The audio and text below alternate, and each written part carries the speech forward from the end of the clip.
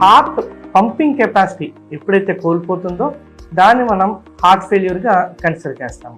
So వీటికి ముఖ్యంగా కారణాలు ఏంటి అంటే, మెయిన్గా హార్ట్ అటాక్ వచ్చిన పేషెంట్స్ ఎప్పుడైతే డిలేడ్గా ప్రెసెంట్ అవుతారో, గోల్డెన్ అవర్ దాటి డాక్టర్ దగ్గర ప్రెసెంట్ అయ్యే కొద్దీ మనకేంటంటే హార్ట్ పంపింగ్ కెపాసిటీ అనేది క్రమేణా తగ్గిపోతూ ఉండు స్లోగా పేషెంట్ హార్ట్ ఫెయిల్యూర్లోకి సెట్ ఇన్ అవుతాడు.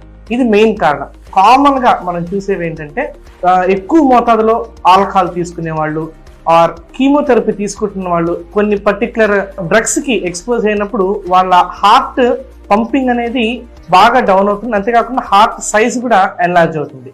ఎస్పెషల్లీ మనం కోవిడ్ ఇన్ఫెక్షన్స్ వచ్చిన తర్వాత కూడా ఈ హార్ట్ ఎన్లార్జ్ అయ్యి హార్ట్ ఫెయిల్యూర్లోకి వెళ్ళిపోవడం, అంతేకాకుండా ఇప్పుడు మనకు హార్ట్లో ఉన్నటువంటి మైట్రల్ వాల్, అయోటిక్ వాల్, ఈ ప్రాబ్లమ్స్ ఏవైతే ఉన్నాయో ఇవి దీర్ఘకాలంగా ఉండి ఉండి ఉండి ఇవి స్లోగా హార్ట్ పంపింగ్ మీద ఎఫెక్ట్ పడి హార్ట్ సైజ్ అనేది పెరుగుతుంది. సో అల్టిమేట్గా పేషెంట్కి కార్డియోమయోపతి అనేది డెవలప్ అవుతుంది. సో కార్డియోమయోపతి అంటే ఎప్పుడు అంటామంటే, హార్ట్ సైజ్ ఎప్పుడైతే ఎన్లార్జ్ అవుతుందో దాన్ని మనం కార్డియోమయోపతి అంటాం.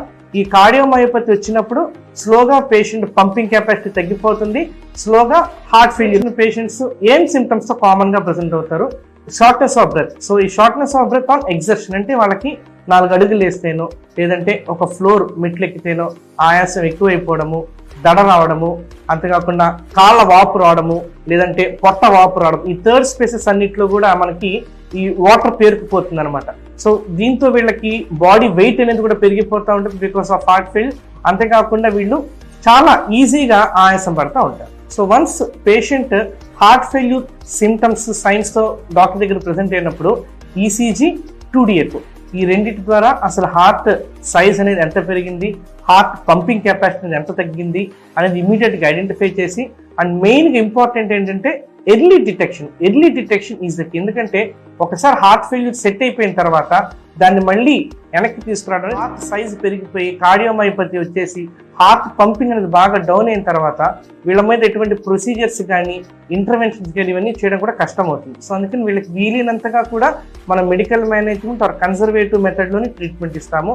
మెయిన్గా ఈ వాపులు తగ్గడానికి, ఊపిరితిత్తుల్లో వాటర్ క్లియర్ అవ్వడానికి, heart beating or heart rate control ఉంచేదానికి, లేదంటే హార్ట్ పంపింగ్ ఏదైతే మనం ఎజెక్షన్ ఫ్రాక్షన్ అంటామో ఎజెక్షన్ ఫ్రాక్షన్ పెరగడానికి, దానికి సంబంధించి డ్రగ్స్ ఎస్పెషల్లీ ఆర్ని అని వచ్చాయి ఇప్పుడు కొత్తగా మార్కెట్లో, సిడ్నస్ అని, ఇట్లాంటివి డ్రగ్స్ అన్నిటిని పేషెంట్ మనం ప్రిస్క్రైబ్ చేస్తాము. అడ్వాన్స్ ట్రీట్మెంట్స్ అంటే వీటికి డివైజెస్ పెడతారు, సిఆర్టీడి అని, ఎల్వి అసిస్ట్ డివైజెస్ అని, ఇట్లాంటి డివైస్ మేనేజ్మెంట్ కూడా ఉంటుంది. అంతేకాకుండా మనం ఈ హార్ట్ ఫెయిల్యూర్ కార్డియోమయోపతీస్ కొంతమంది younger set of individual especially 20 to 40 age group వాళ్ళల్లో, వాళ్ళకి ఏదన్నా సమ్ కంజెంటల్ కండిషన్ ఇట్లాంటి వాళ్ళల్లో కూడా మనకి ఇట్లాగా హార్ట్ అనేది బాగా ఎన్లార్జ్ అయిపోయి కార్డియోమయోపతిలోకి వెళ్ళిపోయి ఎజెక్షన్ ఫ్రాక్షన్ బాగా డౌన్ అయిన వాళ్ళు ఉంటారు. వాళ్ళకి మనం కార్డియాక్ ట్రాన్స్ప్లాంటేషన్ అనేది మనం ట్రై చేసుకోవచ్చు. ఈ వీడియో కనుక మీకు నచ్చినట్టయితే లైక్ చేయండి, షేర్ చేయండి. మరింత హెల్త్ అప్డేట్స్ కోసం ఈ ఛానల్కి సబ్స్క్రైబ్ చేసుకోండి. Thank you.